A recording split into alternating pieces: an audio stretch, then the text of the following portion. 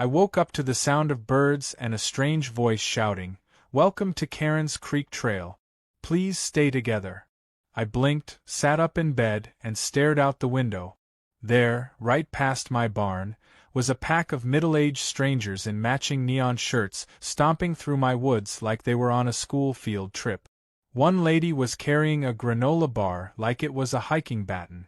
Another had her toddler in a backpack harness that looked more tactical than anything I wore hunting. And leading the charge? Karen. In yoga pants with a megaphone and a clipboard.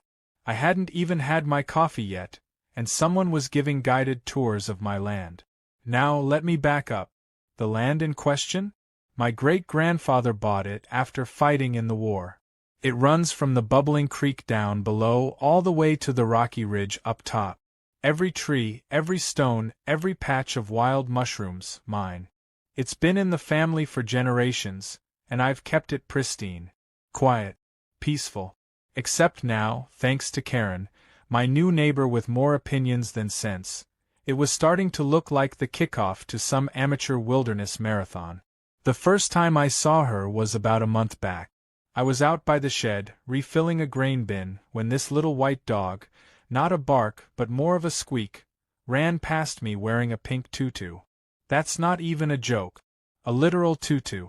I followed the dog to the tree line, where I found Karen halfway through a yoga pose on a picnic blanket. No hello, no apology for the dog trespassing. She just said, "You really should let the community use this space. Nature is healing." That was the first red flag. At first, I thought she was just one of those HOA types who couldn't survive more than 3 hours without planning a block party or filing a noise complaint. Turns out, I severely underestimated her. After that initial encounter, I kept finding odd things in the woods, organic granola bar wrappers, a discarded thermos, someone's walking stick carved with the words "Earth Warrior." And then one morning I went to check on my trail cam and found it turned around, facing a tree trunk. That's when I knew something wasn't just off, it was being deliberately tampered with. I tried to be civil. Next time I saw Karen, I approached calmly and said, "Hey, just a heads up, this is private land. Might want to let your friends know." She laughed like I told her the trees could talk. "This is public land," she said, patting a birch like it was her emotional support tree. "There's no fence, no gate, no signs. It's everyone's land. It's nature. You can't own nature." Now, I'm not an angry guy. I've got patience. I've raised cattle. I've fixed barbed wire in the rain with a sprained ankle. But the smugness in her voice? That lit a match. Still, I kept it together. "I own this land," I told her, "from the creek to the ridge. It's on record." She said, "We'll see what the county says." And then, just when I thought it couldn't get weirder, I walked out the next morning and found signs nailed into my trees. Not printed signs. Wooden signs. Hand-painted with flowers and vines and the words, "Karen's Creek Trail, all welcome." My name wasn't on them. Hers was, along with her phone number, and a QR code that linked to a Facebook group called Nature Walks with Karen. It had over 100 members. I was furious. I was stunned. I was also very, very curious. So I did what any mildly vengeful landowner would do. I joined the group. Under the name Doug Treesman. Turns out, Karen had been running weekly hikes through my land for 3 weeks straight. She advertised them as safe, beginner-friendly nature explorations with mindful breathing exercises. She'd even started taking donations for trail upkeep. Donations. For trails she didn't own. Through woods she didn't manage. I scrolled through photos of complete strangers lounging on my moss-covered boulders and building little rock towers like they were in a state park. And in every picture, Karen was posing like she owned the place. Arms outstretched, sun hat tilted, sunglasses on, grinning like a queen of the forest. I called my lawyer. His actual words were, "You've got to be kidding me." "Nope," I said, sending him screenshots. "She's trespassing, she's fundraising, she's hosting events. And now I think she's got people believing it's her land." "I'll draft a cease and desist," he said. This might get ugly. Oh, buddy. It was already ugly. When I confronted Karen again, this time with printed maps and land records, she crossed her arms and said, "The community has a right to natural space. If you cared about the earth, you'd share. If you cared about legality," I said, "you'd stop inviting strangers to tromp through private property." She blinked, like the concept of consequences had just landed on her shoulder, and tapped her nose. That night, I checked my trail cams. Not only had she brought another group into the woods, but someone had taken a leak on my deer blind and another guy had carved a peace sign into my cedar tree. I was seething. So I got to work. I upgraded the trail cams to ones with night vision. I pulled up the tax map. I called the county office and got copies of every boundary line drawn in the last 50 years. And then I called an old friend, Jenkins, a retired land surveyor with a long memory and an even longer grudge against self-righteous HOA types. I wasn't just going to stop her. I was going to prove, beyond any question, that every pine needle, every clump of dirt, every damn chirping cricket from the creek to the ridge, belonged to me. And Karen? She was about to find out that not all trails lead where you want them to. I never thought I'd live long enough to infiltrate a Facebook hiking group under an alias, but there I was. Doug Treesman, lover of foliage, amateur birder, and unwelcome guest on my own land. I'd RSVP'd to one of Karen's infamous nature walks, just to see how far she was willing to push her fantasy. And apparently the answer was, pretty damn far. Saturday morning, I showed up in a bucket hat, sunglasses, and a pair of khakis so beige I looked like a retired geography teacher. I parked a good distance from my own property and followed the sound of chanting. Yes, chanting, until I stumbled upon a circle of people standing barefoot in the dewy grass, eyes closed, while Karen led them in something she called spiritual rooting. "Feel the ground beneath you," she cooed, arms raised like she was receiving signals from a pinecone deity. "This sacred space connects us. These woods are older than boundaries, older than laws." I tried not to choke on my own laugh. Sacred space? Lady, you're standing 10 feet from where I gut deer in November. Once the rooting ended, Karen passed out trail mix in little biodegradable pouches labeled with hand-drawn hearts and the phrase, "Give back to Earth." A guy with a ukulele offered a song about mushrooms. Another woman was waving around some sage. It was a whole event. And then Karen began the tour. She referred to the creek as Heron's Whisper Stream, which is impressive since we don't even get herons. The ridge was called Skybone Point, and she told a completely fabricated tale about it being an ancient lookout for tribal scouts. I bit my tongue so hard I tasted blood. We passed an old beech tree with initials carved deep into the bark, mine and my cousin's, from when we were kids. Karen stopped and smiled, then said, "You can feel the energy here. This tree remembers love." I wanted to shout, "It remembers me learning how to spell, but with a pocket knife, Karen." But Doug Treesman had to stay chill. Things took a turn when Karen started talking about expansion. "I've been thinking about setting up a meditation platform up near the ridge," she said, pointing in the general direction of my hunting cabin. "Maybe a composting toilet, too, for longer visits." A man with a man bun nodded vigorously, and a lady with a crystal necklace offered to help build. That's when I knew we had moved past trespassing into full-blown delusion. Karen was planning infrastructure. After the group dispersed, I slinked off into the trees and backtracked to my barn, fuming. I didn't even bother changing before calling my lawyer again. "She's not just hiking," I said. "She's giving tours. She's naming landmarks. She's planning construction. She's fundraising." "You've got her on video?" he asked. "Oh, I've got everything," I said. I spent the next hour reviewing trail cam footage and labeling clip. Karen stepping over no trespassing signs. Karen letting dogs run through my property. Karen leading a drum circle on top of my deer blind. I uploaded them all to a private drive and started drafting a report for the sheriff's office. The next morning, I received a knock on my door. Not Karen. Worse. A deputy, holding a piece of paper. Got a complaint, he said. You've been accused of harassing community members and interfering with recreational land use. I nearly laughed in his face. I invited him inside, handed him a glass of sweet tea, and pulled up the footage. Let me show you what's actually happening. To his credit, the deputy was patient. He watched Karen's group trample saplings, light a campfire in dry brush, and leave behind what could only be described as a composting experiment gone horribly wrong.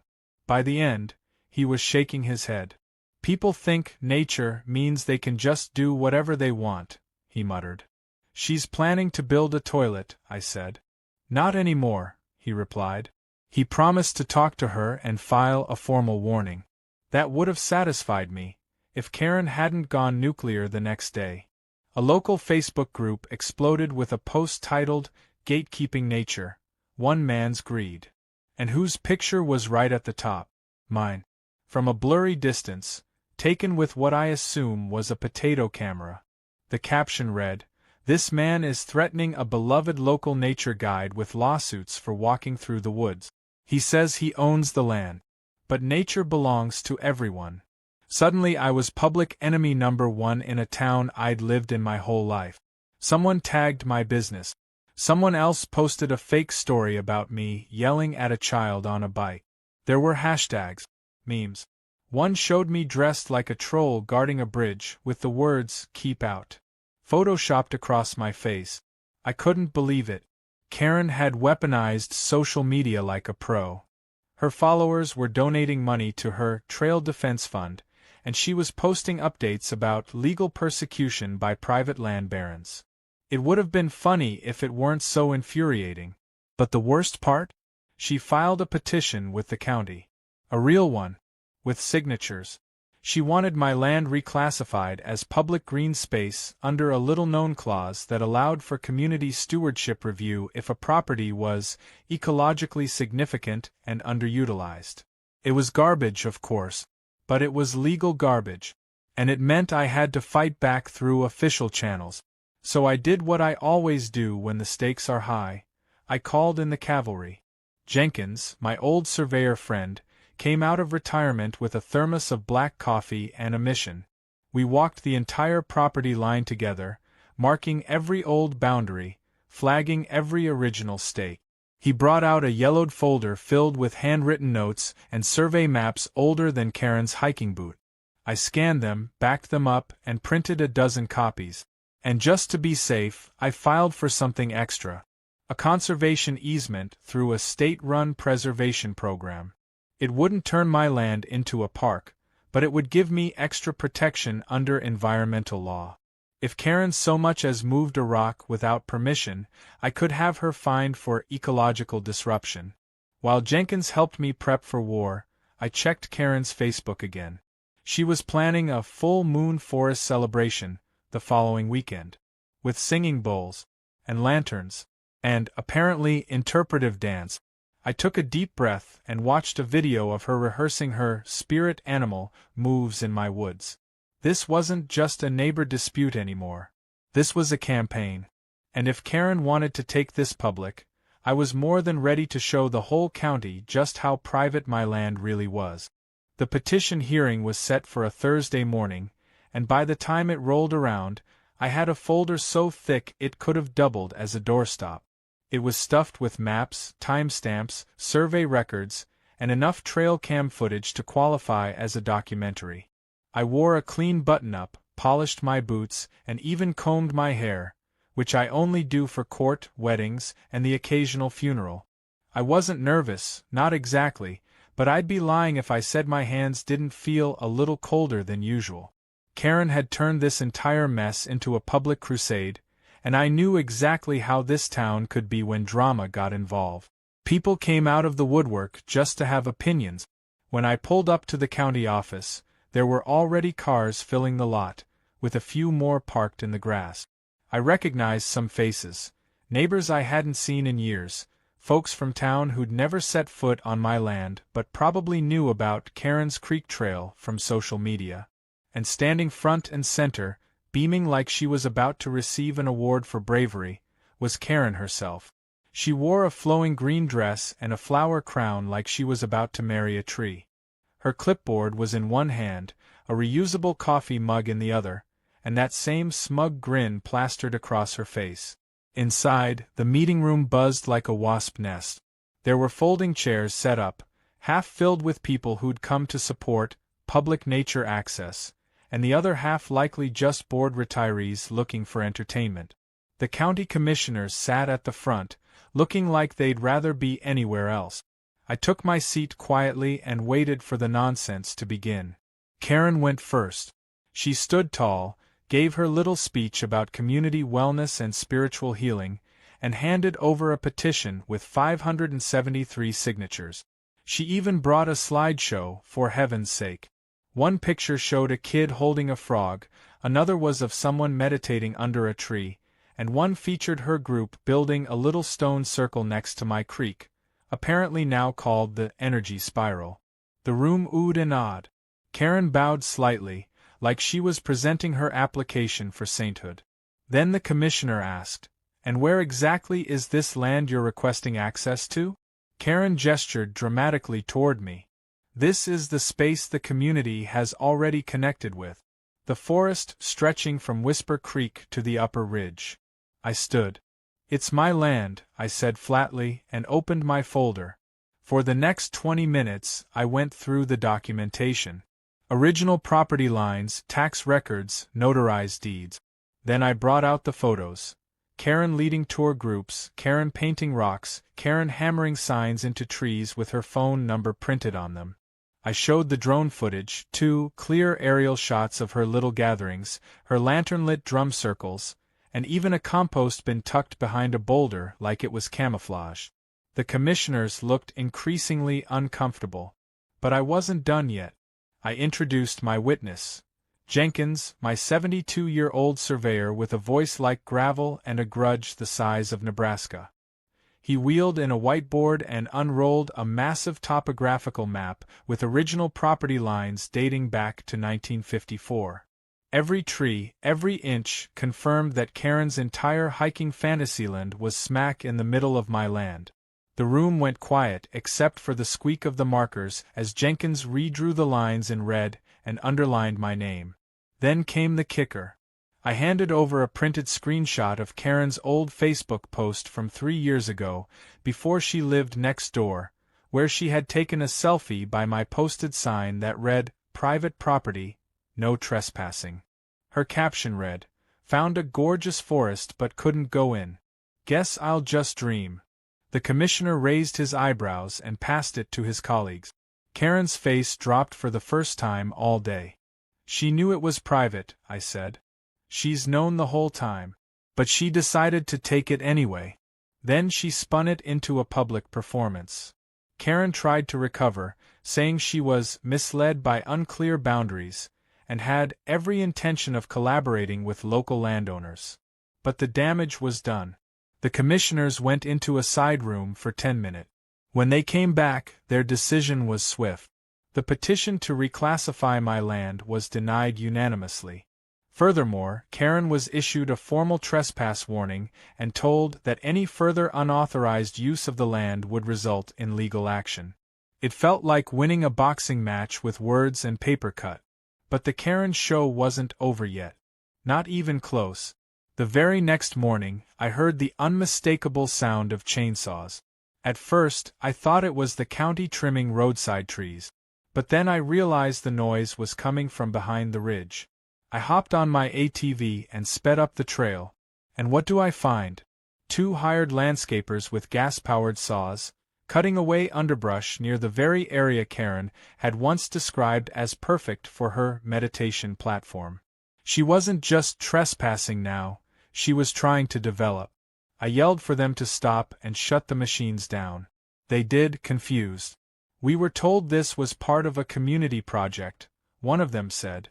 "Paid up front." I told them to get off the property before I called the sheriff, and to their credit, they left without argument. But it proved one thing: Karen wasn't backing down.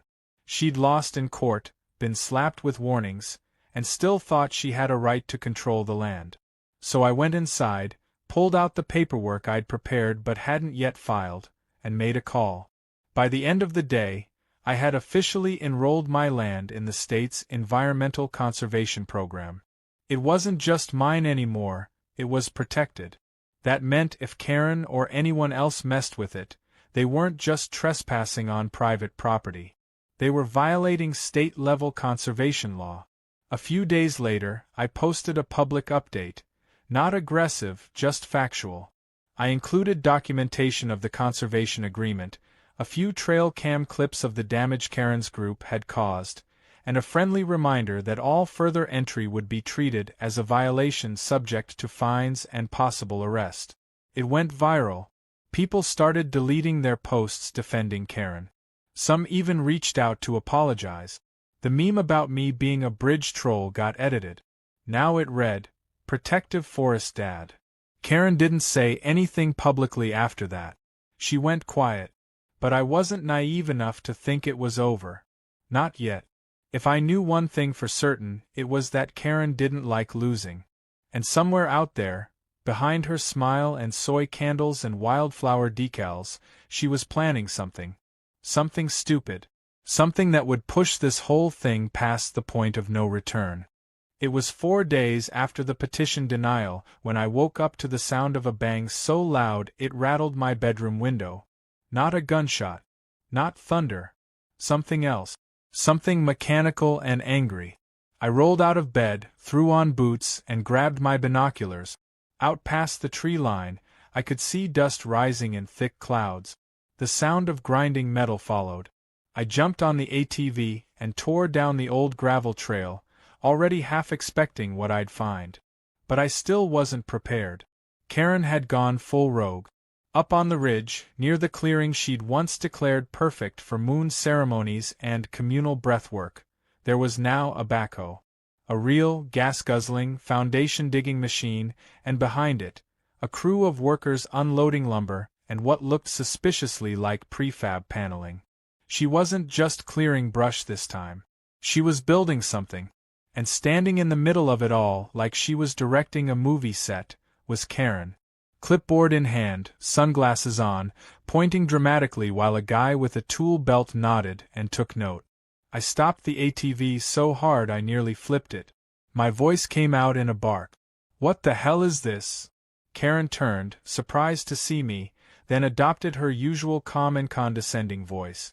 "You again," she said, like I was the one causing problems. "Don't worry. This is just a temporary wellness structure. Totally eco-friendly. Solar-powered, actually." "You're trespassing," I said, teeth clenched. "No, I'm protecting," she replied. "You've left this land unused for too long. It needs healing. And space for healing." That's when I noticed the banner being stretched between 2 trees. In pastel cursive, it read, "The Ridge Renewal Retreat, opening soon." I could barely hear my own thoughts over the sound of my blood pressure going vertical. I called the sheriff right there on the spot. It took them 20 minutes to show up, during which time Karen managed to set up 3 tents, a folding table with essential oils, and a whiteboard titled "Today's Grounding Intentions." When the sheriff arrived, he asked for paperwork. Karen, bold as ever, handed him a folder. Inside? A permit. A county construction permit. My jaw nearly dislocated from how hard it dropped. The sheriff handed it back. "Says here the construction is allowed for a temporary structure on undeveloped land." I almost laughed. "But it's my undeveloped land." Karen cut in. "The permit doesn't specify ownership boundaries. And according to public records, this ridge was never properly marked." That was a lie, of course. A sleazy half-truth based on nothing more than outdated maps and Karen's aggressive charm. But it was enough to make the sheriff hesitate. He said he'd need to file a report and check with the zoning office. Then he left. Just like that. And Karen gave me a pitying smile like she'd already won. By sundown, the retreat had lights strung between trees and a portable fire pit. There were voices echoing through the forest, singing, drumming, someone playing what I could only describe as a ceremonial didgeridoo. It was like my woods had been hijacked by a traveling festival of misguided hippies. I sat on my porch with a cup of black coffee and the deed to my land in my lap, staring at it like maybe it would crawl off the page and enforce itself. The next morning, I activated the nuclear option. The conservation easement I'd signed wasn't just for show. It gave my land state-level protection. And the moment I filed a report with the Environmental Board, things kicked into motion.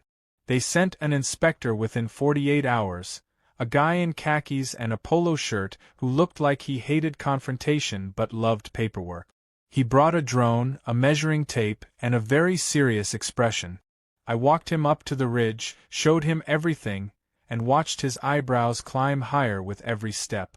Karen tried to charm him, of course. Offered him herbal tea and a pamphlet titled, "Nature Needs No Fences." He declined both.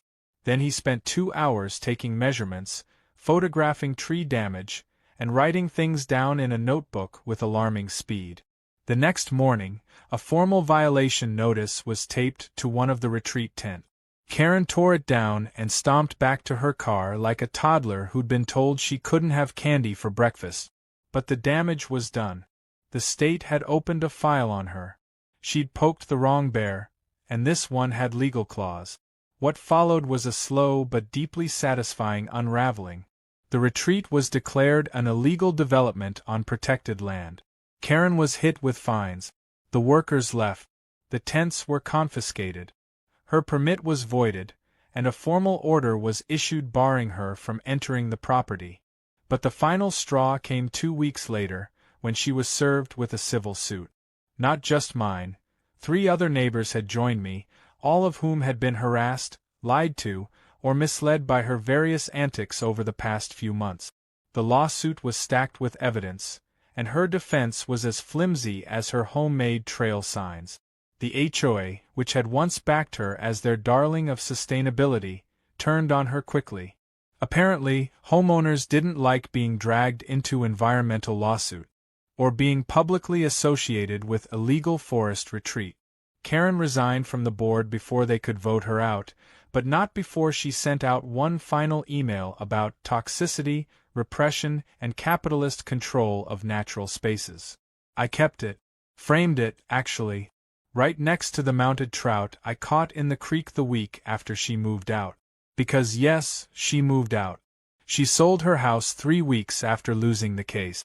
One morning, I watched from my porch as a moving truck rolled up and Karen climbed into her Subaru, flower crown dangling from the rearview mirror. She didn't look at me as she drove away. Just stared straight ahead like the trees had betrayed her. The land's been quiet since then. I still walk the woods every morning, same as always. From the creek up to the ridge, every inch of it peaceful again. No chants, no drums, no unsolicited yoga. But sometimes, just sometimes, I find little things left behind. A glittery rock, a prayer ribbon tied to a branch, a tea bag wedged between root. Karen may be gone, but like some invasive vine, remnants of her chaos still show up now and then. I smile, shake my head, and toss them in the compost bin, where all that nonsense belongs. And at the base of the ridge, nailed to one of the older trees, is a new sign.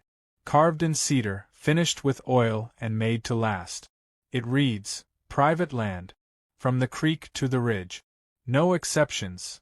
And underneath, in smaller print, "Karen, if you're reading this, go touch grass somewhere else."